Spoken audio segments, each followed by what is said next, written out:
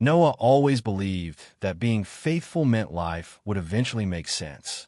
He prayed, he served, he gave, he encouraged others even when he had nothing left to give himself. And for a while, it seemed like life was working. He had a decent job, a wife he adored, and a quiet rhythm of Sundays spent in church and weekday evenings spent chasing dreams. But then came the unraveling.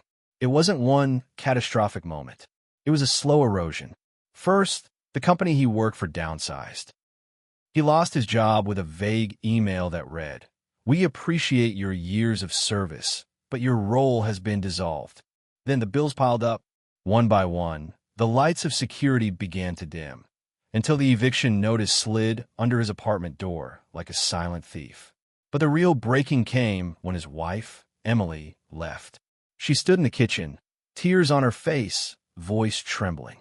"I love you, Noah, but I can't do this anymore. You're shutting me out. You pray, but you don't talk to me. You believe in miracles, but we're drowning. And I don't know who I'm married to anymore." And just like that, she was gone. Noah sat in the silence for hours after she left. The last thing she touched was a coffee mug. He stared at it like it held some secret he missed. He whispered, "God, why?" But the heavens were silent. He wandered through the weeks that followed like a man walking through fog. His friends stopped calling, not because they didn't care, but because they didn't know what to say. He became the awkward prayer request, the story people whispered about. "Noah? Yeah, I heard it's been rough." At night, he lay on a couch in his friend's spare room, staring at the ceiling, asking questions he was afraid to say out loud. "What did I do wrong? Why did you let this happen? Where are you, God?" But silence is an absence, and God was already working in the places Noah couldn't see. One day, desperate and on the edge of breaking completely, Noah took a long walk down the outskirts of the city. He ended up in an abandoned park, overgrown and forgotten. He dropped onto a bench and cried. Not quiet, dignified tears, but the kind that shake your whole body. He didn't know how long he sat there, but then he heard it. A voice, not external, but unmistakably real. It wasn't loud. It wasn't angry. It was steady. "I'm still here." Noah froze. He looked around. No one was there. Only the rustle of wind and the whisper of trees. He closed his eyes, and again he heard, "You think it all fell apart, but I've been rebuilding from the inside out." The voice didn't come again for days, but the memory of it lingered. Noah returned to the same bench the next day, and the next. It became a holy place, though he never saw it that way. On the fifth day, he brought a notebook. He didn't write anything fancy.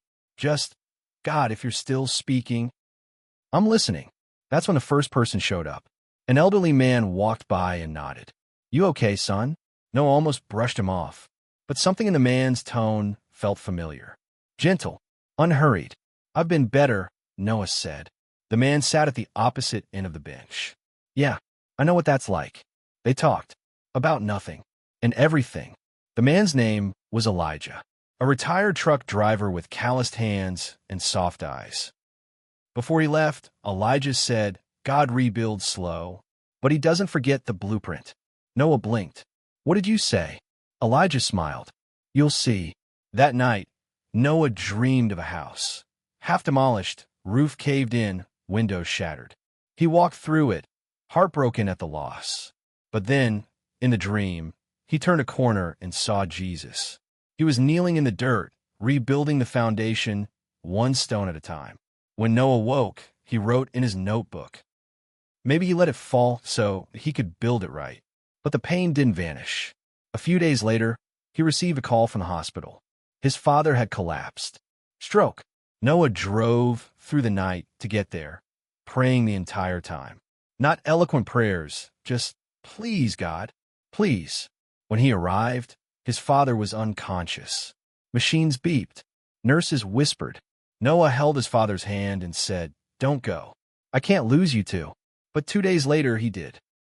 And the cracks in his heart deepened. At the funeral, Noah didn't cry. He just stared at the casket and thought, "I don't understand you, God. Not anymore." But even then, Jesus wasn't far.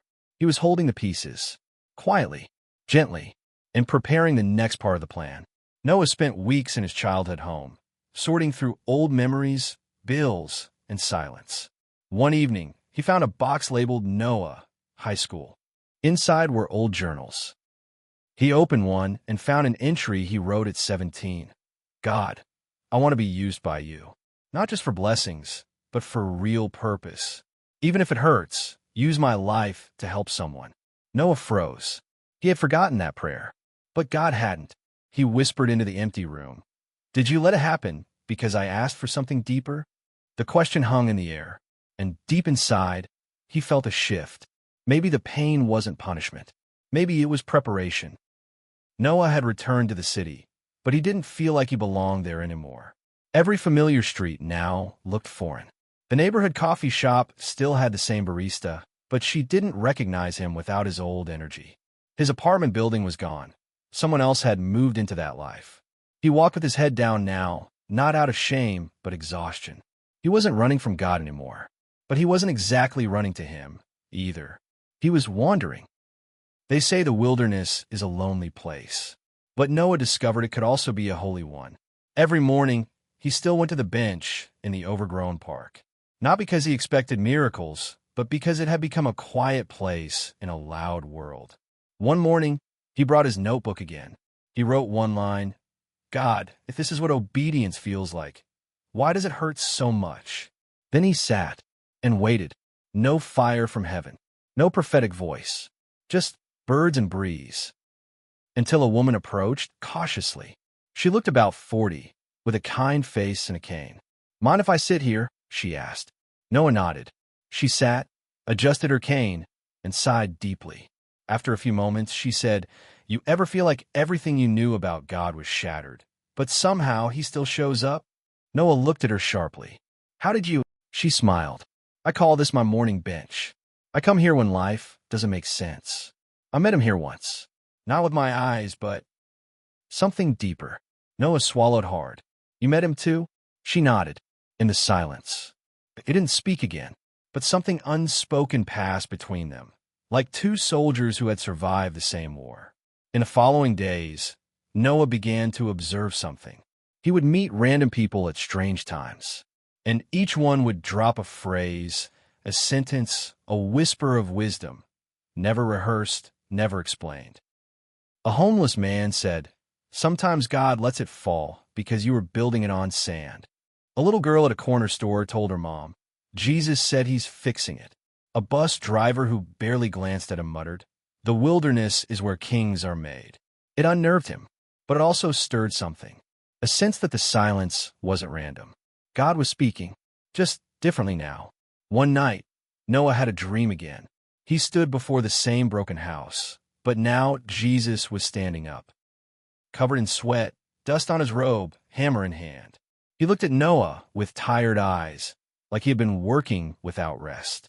This is why I let it fall, Jesus said, because what was holding it up couldn't hold what I was about to give you. Noah woke up in tears. He started reading the Bible again, slowly. One verse a day. He wasn't reading for sermons. He wasn't trying to feel spiritual. He just needed truth to land somewhere in his cracked heart. Psalm 34 verse 18 caught him off guard. The Lord is close to the brokenhearted and saves those who are crushed in spirit. He underlined it, then circled crushed. That's how he felt, and that's who God came for. One Sunday, Noah decided to visit a church across town. A small one. No stage lights. No booming sound. Just pews and worship from the heart. He stood in the back, unsure if he belonged. During worship, they sang a song he hadn't heard in years. Though you slay me, yet will I trust you, he broke. Not from pain, but from understanding. Something shifted. He wasn't being punished. He was being purified. After service, a young man approached him. You look familiar, he said. Did you ever lead youth groups? Noah nodded slowly. Dude, the guy grinned. You told me once, God does his deepest work in the dark. I never forgot it.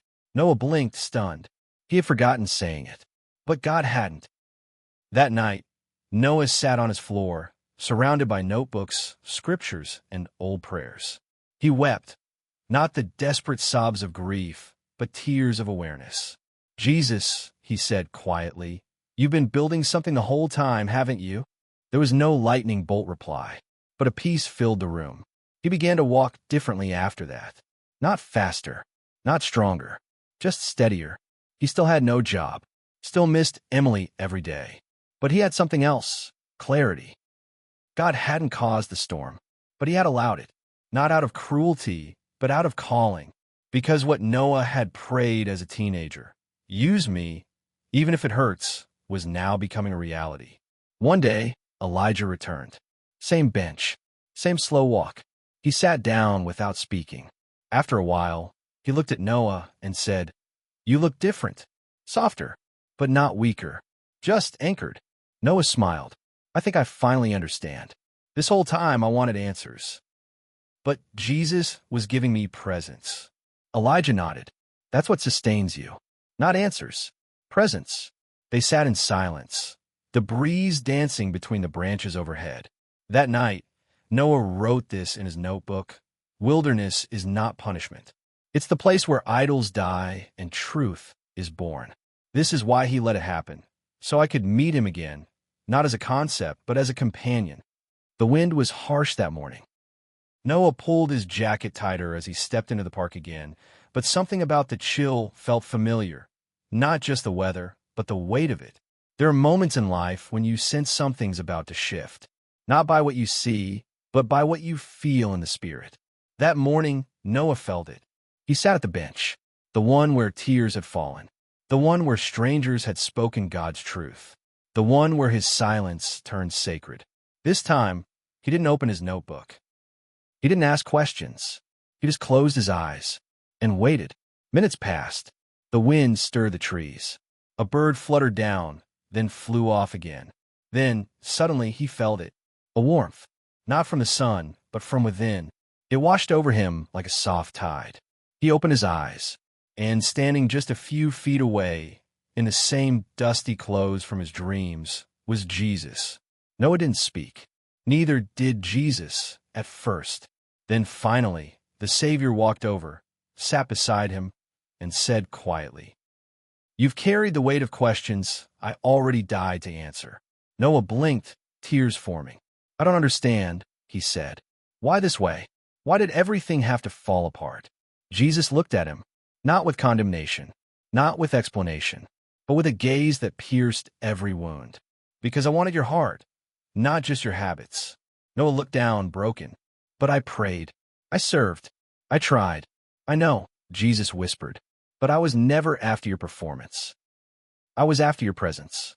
The words settled into Noah's soul like healing oil. "I didn't punish you," Jesus continued. "I pruned you, and pruning hurts, but it's always for fruit." Noah wept. "I felt abandoned. I was closest in the silence," Jesus said. "You thought I walked away, but I was holding every broken piece." Noah looked up, voice shaking. "So, you let it happen to remake me." Jesus nodded. "You were building a life that looked stable on the outside. But the foundation wasn't me. I had to let the storm come, not to break you, but to reveal you." The conversation went on, not in words, but in spirit. Jesus showed Noah moments, memories, where he had been present the entire time. When Noah stared at the eviction notice, Jesus was beside him, hands clenched in intercession. When Emily walked out the door, Jesus stood at the threshold, grieving too. When his father passed, Jesus sat beside the hospital bed, holding Noah's hand. Unseen, but never absent. And when Noah screamed into the empty night, Jesus was the wind that wrapped around his shoulders. Then Jesus stood and stretched out his hand. "I want to show you something." Noah stood and followed. They walked through the park and into a forest path he had never noticed before. Each step seemed to echo with memory. Jesus stopped beside a small clearing. In the center was a tree, scarred, weathered, but tall. "This," Jesus said, "is your life." Noah studied it. The bark was rough. A deep crack ran up the middle, but its branches stretched toward heaven. Jesus touched one of the cracks. "This scar? It's where you thought you failed." He touched another. "This one? Where you thought I left you." Then he stepped back. "But look again." And as Noah looked, the cracks began to glow faintly. Each scar shimmered. "Your wounds are now windows," Jesus said. "Through them, my light shines brightest." Suddenly, The clearing faded. Noah was back on the bench. Was it a dream? A vision? He didn't know. But something in him had shifted forever. In the days that followed, Noah began to hear the Lord more clearly. Not in audible words, but in the way birds sang louder. In the way people spoke with divine timing. In the scriptures that now felt alive. He wasn't seeking a comeback anymore. He was walking with his companion. One afternoon, he got a call. A friend from his old church. "Hey, we're having a small night of testimony and prayer. Would you come? Just share something." Noah hesitated, then smiled. "Yeah, I will." That night, he stood in a small room with 30 people. No mic, no lights, just chairs, warmth, and raw stories. When it was his turn, Noah didn't have notes. He just said, "I lost everything, and I thought God had left me. But now I see he was closer in the breaking than in the blessing. What he's doing now, he's using my scars to speak life into others. And he'll do the same for you." Silence, then tears, then prayer, then freedom. Later that night, as he walked home, Noah whispered, "So this is why you let it happen." And in his spirit, he heard it again, "Because you asked to be used." And I always answer that kind of prayer not with ease, but with eternal purpose. Healing didn't come in a single moment. It came in layers, in the silence of morning prayers, in the strength to show up when it would be easier to hide, in the courage to forgive, even without an apology. Noah had stopped chasing normal. He wasn't trying to get back what he lost anymore. He was learning to live into what God was now building. He started with what he had. Every week, he returned to that small group from the testimony night. They asked him to share again, then again. Eventually, they gave him a chair, a circle, and said, "Lead us." It wasn't flashy. Just a small living room, mismatched chairs, cheap coffee, and heavy hearts.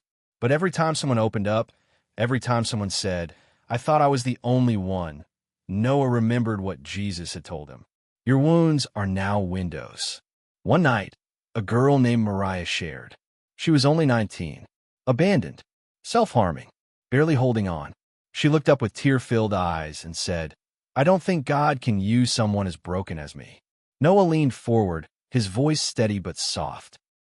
"I used to think the same, until I learned that God never throws away broken things.